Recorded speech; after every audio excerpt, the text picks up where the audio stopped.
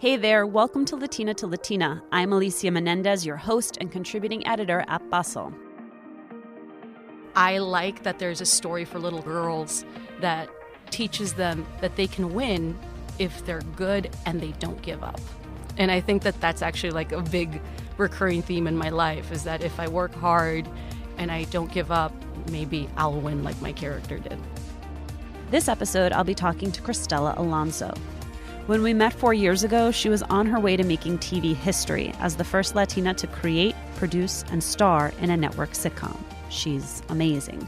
But all that career stuff is nothing compared to the actual, in-person magic that is Cristela Alonzo. All the talent, none of the ego. You've lived one of the things on my bucket list, which is voicing in my case, a Disney character. Yes. You voiced a Pixar character. I'm a toy. I'm a Latina toy. What came with that was friends from high school reaching out and asking you if you would like call their kid to be like, "Hey, it's Cruz Ramirez." You know, it's funny because I get people that say, do the voice for my kid. It's my voice.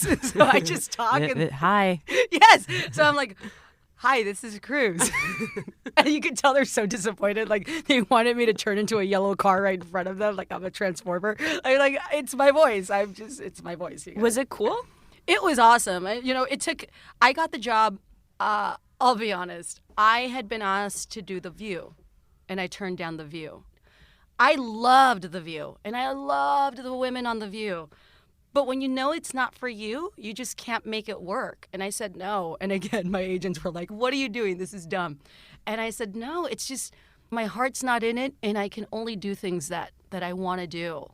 And 2 weeks later, I got the Pixar meeting. And it was so secretive. They didn't tell me why I was going. One of my agents called me and said, do you want to go to Pixar? And I'm like, I guess. Like, it's such a random. I'm like, do you have a Groupon? Like, why are we going? Like, I don't understand. So they didn't give me any details. I went to Pixar. They gave me like the super private tour. Couldn't take pictures. And then they start telling me about Cars 3. And then I'm like, well, that's cool. Good for you guys. I hope it works out. Because I didn't know I was auditioning for it. I didn't know they were considering me for it.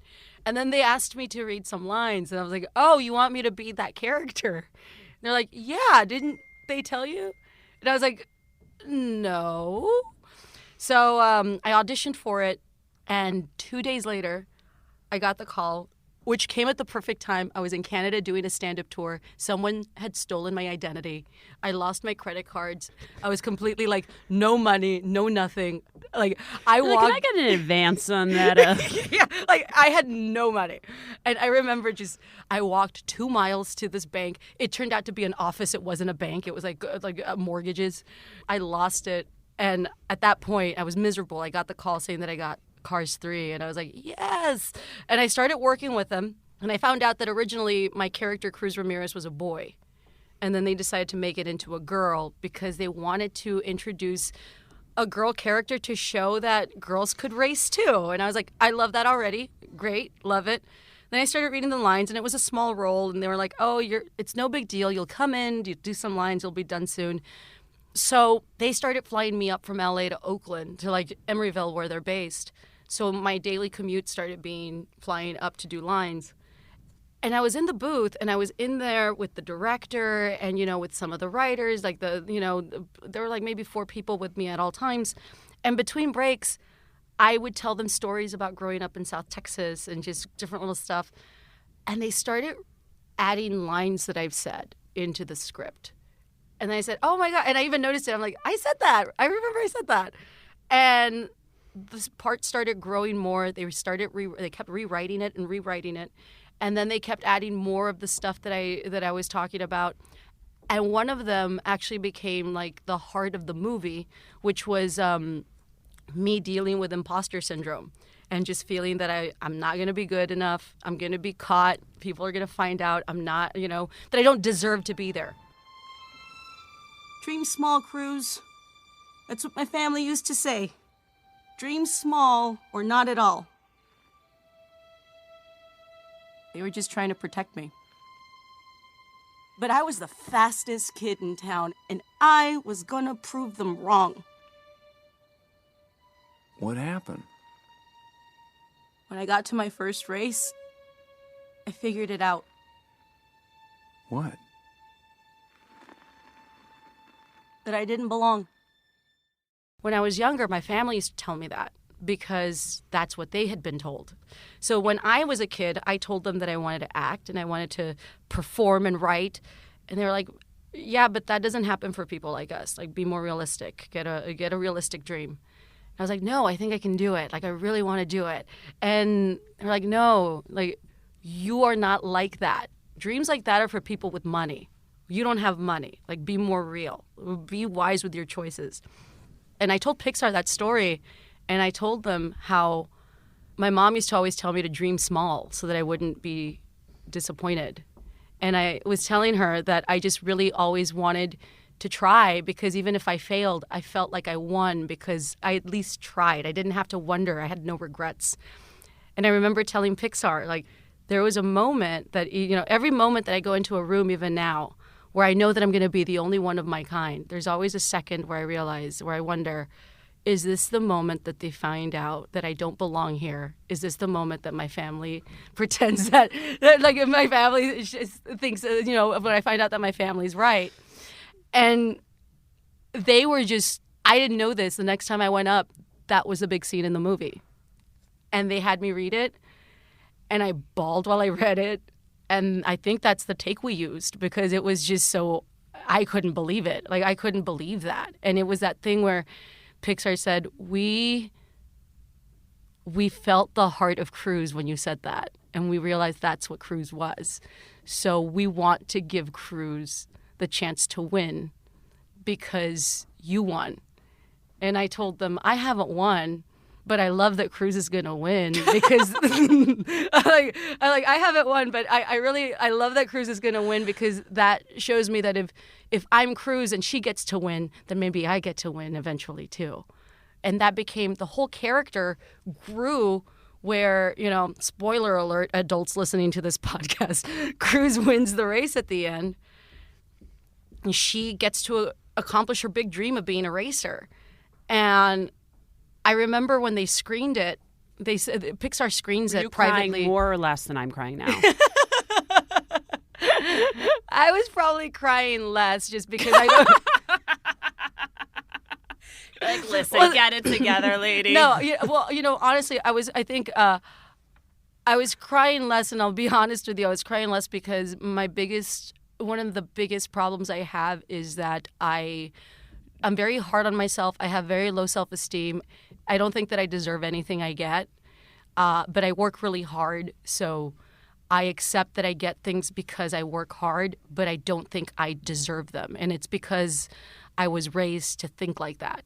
So I was crying because I couldn't believe that someone acknowledged my story as being special, because no one ever tells me that I'm special. So it's that thing where it's hard for me to accept it. You know, even when the movie was done, I couldn't believe that it took a time. I don't even think I've really accepted that I was part of it. Pixar did that like a secret screening outside of Phoenix. And I remember they came back and said that there's a moment where Cruz wins the race at the end.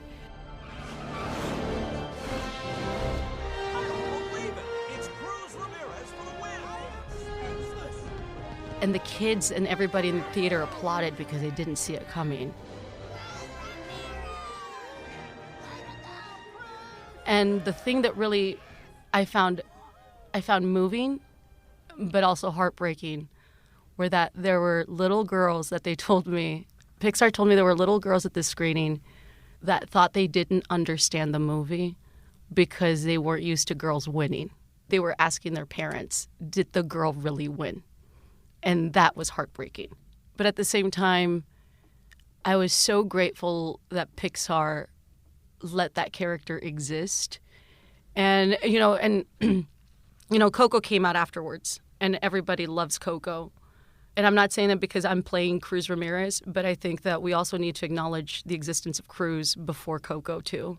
Because Cruz came out in the summer, and she was a Latina character that wasn't Latina. Cruz Ramirez and Coco can exist in the same company. They can be created by the same people.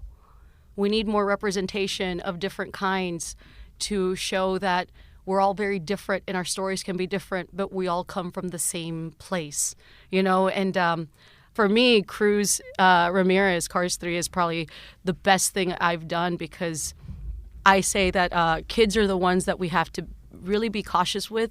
We have to be careful with our words around them. We have to be careful with what we do in front of them. We have to teach them early that their voices matter and that they matter, because when they're not told that, when they're not taught that as children, we grow up to be cynical adults that think that change is pointless. And I like that there's a story for little kids, especially little girls, that teaches them that they can win if they're good and they don't give up.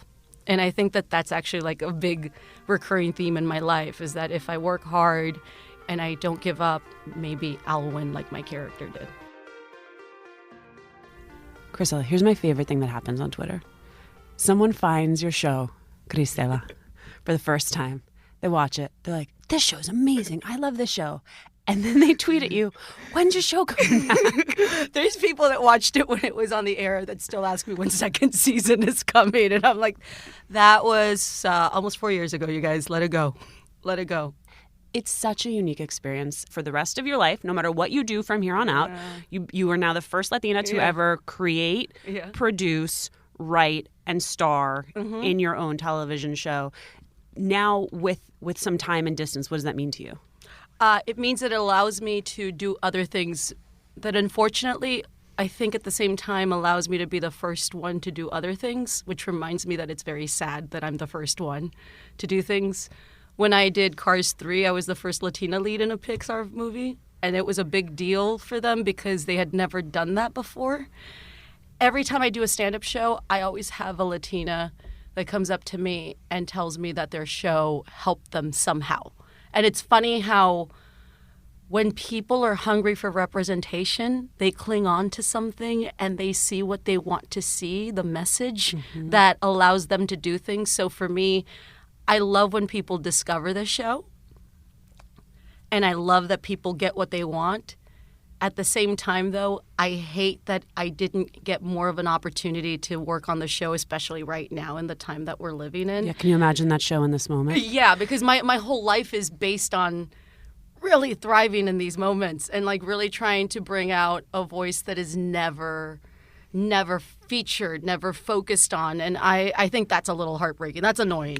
It was largely sort of in the format of shows that you had grown up loving. Yes. You know, these like multi-cam family sitcoms. And it was inspired by your experience as a Mexican-American growing up. Yeah, it was actually a time in my life where I actually moved in with my sister to help take care of her kids. I helped raise her kids, 3 kids. In the show, there were 2 because 3 kids is expensive. Lots of tutors on set. Exactly. It was taken. So I had moved in with my sister. I was taking care of my mom. She was sick. I was taking care of the kids, and I wanted to show a show where the woman didn't need to find love. You know, it because I feel like every time we see a single woman, a lot of times it's her trying to find her perfect match. And for me, I wasn't really allowed to at that time. I had other responsibilities. I wasn't special. I knew a lot of women in my position, but we don't have shows about them. We don't talk about them at all. You know, I thought that was really groundbreaking to actually show a single woman that didn't necessarily think about getting married because she was the aunt. But how funny we never talked about your show as a feminist show. No, because... it was too busy being a Latino show to be a feminist show, and it couldn't possibly be both. Absolutely. You know, it was that thing where I was the fish out of water at work. I worked in a law firm, and my boss in the show was actually based on an old boss I used to have that was super Republican. He would threaten to fire me if I didn't read Ann Coulter books because he wanted me to learn like the right way to do things. And I like your play on right there. Isn't that crazy? Like, he would leave the books on my desk and he would say, "This is her new book, you should read it." And he would quiz me on it to see if I read it, and I would have to read it. And it was that thing where you read it and you just kind of realize that you're the problem as you're reading it. You're just like, well, this is not a love letter to me at all.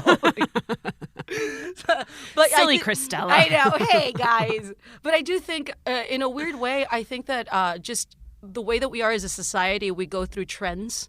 And I think that a lot of people use movements as trends. I don't mean the people involved in the movement. My God, no. But I think that my show is very feminist, and I think it was maybe a year before the feminist movement kind of took off, where everybody was kind of accepting that it was going to be around. You know, if my show had probably come out during the time that the Women's March had come out. Or just in the peak of Donald Trump. Yes. In a weird way, I was predicting the future. I did a Netflix special.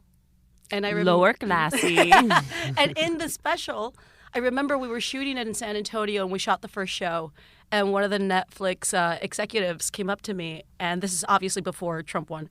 And he said, do you want to change the jokes and change maybe the pretense and change some of the stuff because he probably won't win?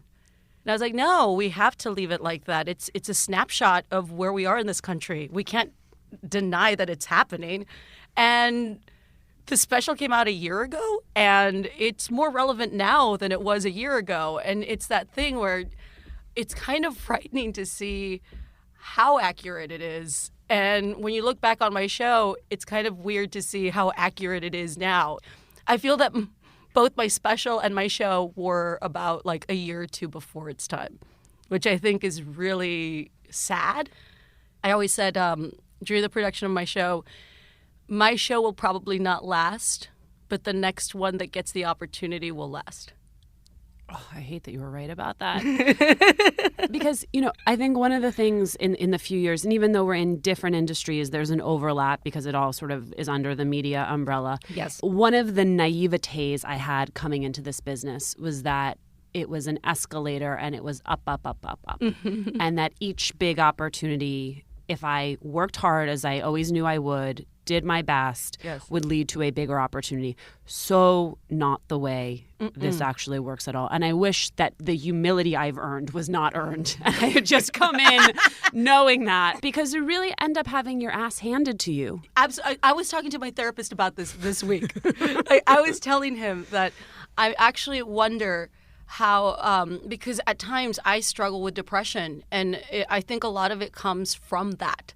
From the idea that you're taught as a kid that if you're nice and you work hard and you're a good person, things will happen. And they can.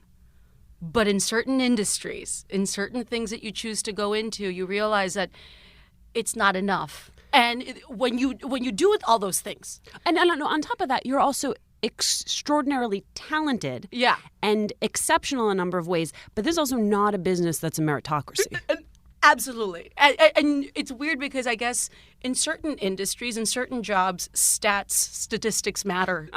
I kind of wish we had that skill on this job where I can look at peers and say, you're not good at this. And, be told, like, you're not good at this. I think that when you grow up having this idea, when people tell you, and look, they mean well, and you should be a good person, and you should work hard, and you should be nice, but you also have to realize that if things don't work out the way you wanted them to, that's not your fault. And I think that a lot of times we tend to look inwards and think, what did I do wrong? And we have to understand you didn't do anything wrong. It's just, it wasn't your time or it wasn't your thing. I say this a lot in talks where people always say, oh, my prayers weren't answered. And I always say, well, they were. The answer was no. You're like the opposite of a motivational speaker. Like, why try so hard? It's all pointless. Everybody, my seminar's $5. Walk on this fire. I know. It's going to burn and you'll learn nothing, but walk on it. I'm like the anti-Tony Robbins. How do you work around the fact that you will probably never be fully embraced? I think, a couple things. Well, first of all, do you think that's fair? Yeah, actually, I think that the people that want to be in the writer's room, the people that want to get a show, the people that want to do that, you should absolutely do that. I think that what would help is that if more people like me that have been in that situation can go back and tell people that are coming up what to expect. So what do you expect? In a writer's room. What is a writer's room? A writer's room, for me, my personal experience was being told no a lot, on my show. But like, what do you do? Like, you sit around and like jam? Yeah, we actually basically have, like imagine a cliche 80s movie, like it's a corporate room and somebody, like long table and everybody's sitting at these tables and somebody comes in and they're like, I've sold you, I've bought the company, you're all fired. Like it's that kind of table where there's just a lot of people sitting around and we have a whiteboard that has the episodes that we're going to do and we start pitching stories. And because the show was so close to me, I wanted to do stories that were a little different, but also I wanted them to be different from other sitcoms. Because, when you see a lot of sitcoms, you kind of, which ones are coming. Sometimes they're very typical. And I just wanted everybody to work as much as I did. And I wanted people to care as much as I did. And you realize that. Oh, please stay down. That was me. It was me being naive, me not having anybody. When people ask me who's your mentor, I'm like, no one. Who do I have? I don't have anybody that I can go to and ask for advice. People barely acknowledge that I did the show. But on Twitter, they do. Well, I mean, the industry doesn't acknowledge that I did my show. A lot of the reviews for your show, one of the big takeaways was that you were a huge star as an actor. Yes. Which has got to be sort of affirmed. Like, did you walk around with those to be like, told ya? You know that I actually never read any reviews. They were good. I never read any of the reviews. There was this thing, there's a show called Iconoclast that was on Sundance years ago. And they would put two people that really respected each other's work, and they would have a conversation for an hour. This is pre-podcast. And, there was an episode with Dave Chappelle and Maya Angelou. And it's an amazing conversation. But Maya Angelou has a moment where she says, don't pick it up, don't put it down. And she breaks down how you can't listen to praise because if you do, you have to listen to criticism too. You can't just pick one. And for me, once I heard that, I took it to heart. I didn't read reviews. I didn't like that because then she had such a great point where if you do read the good things, then you have to accept the bad things for what they are.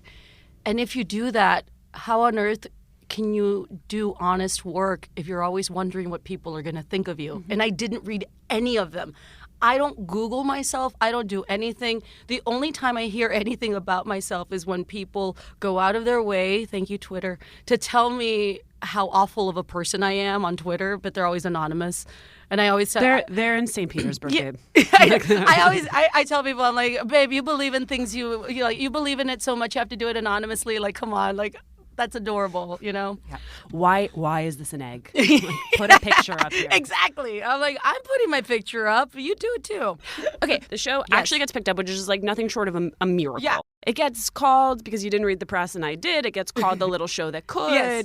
And, I always thought not knowing anything, knowing if the script is good and it's produced well and it finds an audience, then that's it. But there are all these other decisions, like time slot. Yes. How promoted a show is, yes. what your lead-in is. And I didn't know this. It matters what studio owns it. Explain that to me. So, I didn't know my show was owned by 20th Century, and 20th Century would basically lease the show to ABC, which means that ABC had to pay a lot of money to rent my show so that they can broadcast it, basically. With my show, the marketing money goes down because they already had to pay money to rent the show. So just by a technicality, by business sense, if you want to create a show right now on network TV, you should try to create it within their own studio. That's how you get more support. No one told me that. I had no idea. So I didn't know why the marketing was different. I didn't know why it was really lopsided, the shows that were owned by ABC Studios and my show. And then you discover what people think of you with the marketing. We had a pitch that I fought really hard, and it's a podcast, so I can't show it. I'm going to show you a picture of the first promo picture that they had for my show. That was so offensive that Did they wrap you in a tamale? What was it? It was me. It really was the same picture that they used, which I hated. They told me they weren't going to use that picture. They told me we were going to reshoot it, and they totally didn't, and they used the picture I hated. In the first reincarnation, it was me wearing a quinceañera crown. And each little point in the quinceañera crown had the letter of my name, and it said Cristela. See, I was worried that my tamale comment was over the line, but now I feel actually pretty good about it. And then at the bottom it said, meet the new reina of comedy. So it was like, basically like, if the poster could speak, it would be like, ay, ay, ay, ay. Like, it's just terrible. Yes, like mariachi sounds everywhere, piñatas being hit, everything. And I was mortified. I was just like, we can't do this. Everybody's going to hate this show. Please don't do this. And I didn't know that I didn't have a say in the poster. So I had no idea. Even as the EP and showrunner. Because that's different. That's like, I didn't know. So I had to fight really hard for that. And they didn't like that.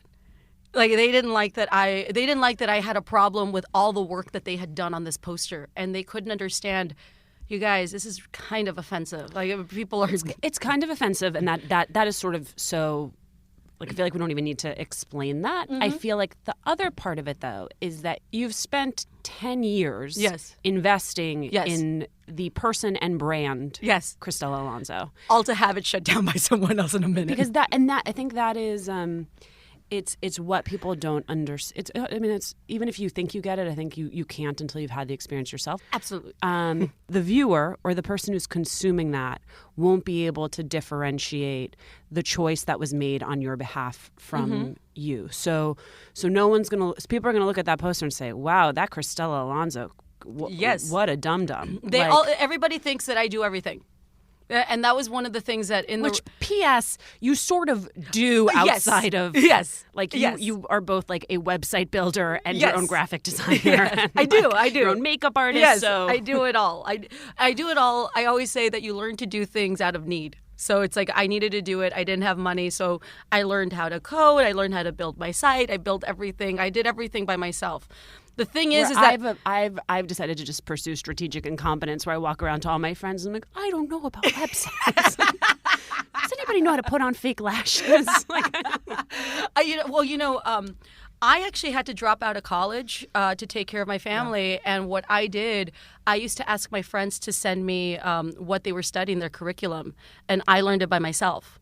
So oh my God, you're seeing the Good Will Hunting remake, right? So I actually learned a lot of the stuff that they were learning from YouTube, and I would buy my own textbooks that they were doing it, and I would read them on my own. That's how I learned stuff. I actually went to my own university that I created, and it was all based on the curriculum that I was getting given by my friends. So I learned everything. That's why I tell people, we live in a time right now where if you can't afford to go to college, that doesn't mean that that's an end to it. One of the things I watched you run into with the show was the fact that it was a Mexican American family, and because there are so few shows or such little content about Latinos, a lot of the feedback was, "Well, this isn't my family." Yes. Well, you're not me. Yeah. And our mutual friend Jose Antonio Vargas has a secondhand quote. So forgive me if it should be attributed. I attribute it to Jose, but. Do you know when we met, I kept calling him Jose Antonio? And he was like, that's not my name, right? I'm just Jose. Like, okay. So, but Jose had a mentor, I think, at the Washington Post who said there's universality in specifics. Be specific. Yes. Don't make a pan-Hispanic show. Yes. Make it like very, very specific about like, these are Mexicans in Texas. And like, this is specific.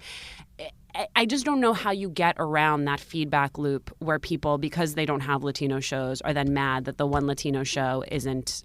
Well, I think that we have to, in order to fix that, we do need more content. And actually, I believe in that so much, the specificity. That's why I made it a point to set the show in Dallas. That's why I made it a point to say that we were Mexican American, because I also wanted to show a lot of times when we see Latino culture in mainstream, pop culture, we always don't know what they are. And even we're known as Latino, but we really, and it's weird because when you do know what they are, they're usually Puerto Rican or Cuban, some Mexican, but not really, it's very really Puerto Rican Cuban.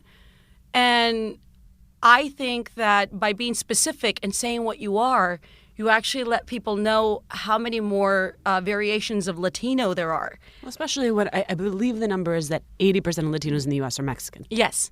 It's like something ridiculous. Like, we're all Mexican. You know,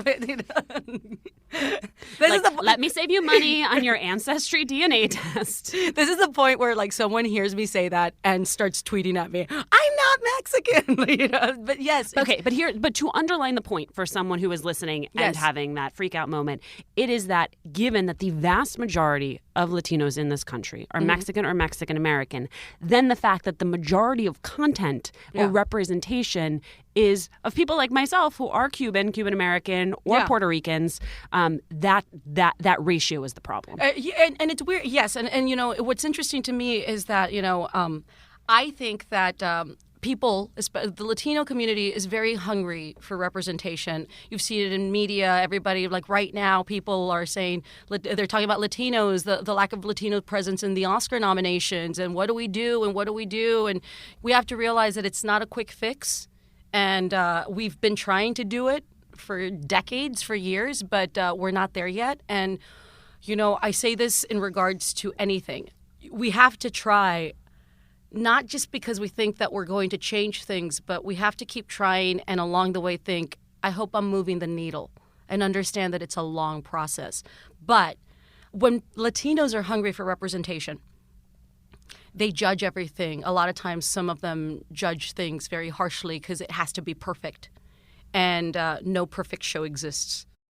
Can I be on your podcast? Because this is like this is legit to be continued, because we still have to talk about so many things. Like, I feel like I got to like we nothing. We have to do like another podcast episode. I didn't get to talk to you about immigration. I didn't get to talk to you about politics in the age of Trump. I didn't get to talk to you about your comedy special. Why don't we do that? Oh my God, that's more important. Okay, good.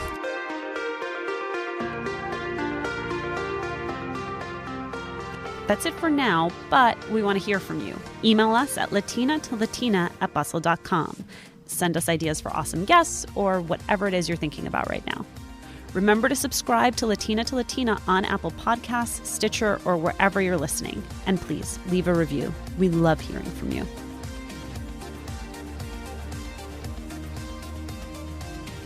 Latina to Latina is produced by Lantigua Williams Co, mixed by Oluwakemi Aladusui, with assistance from Anna Parsons. Our executive editor is Emily Ann Epstein. Our editorial supervisor is Roseanne Salvatore. And we got to give a special thank you to Jenny Hollander.